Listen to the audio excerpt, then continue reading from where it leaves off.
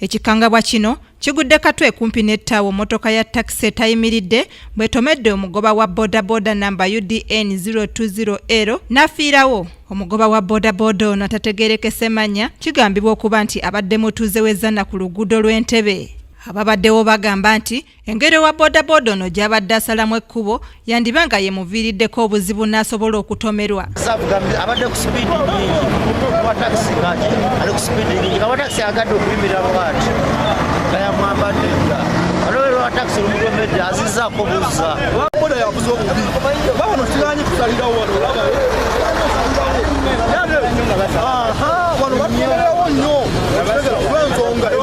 Babatuuze b'omu kitundu kino bagamba nti ekifo kino kati kifuukidde ddala kattiro era ng'abantu bangi batomererwawo nnyo ensangi zino. Boda basalirawo n'abaveera kubanga eno highway erera kusala n'osala oveeri osala busazi ababodaboda abadde asala nemuka enveeri edduka namukuba n'afiirawo.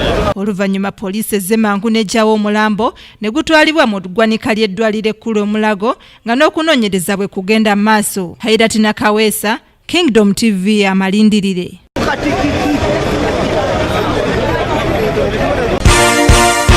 This is Kingdom TV.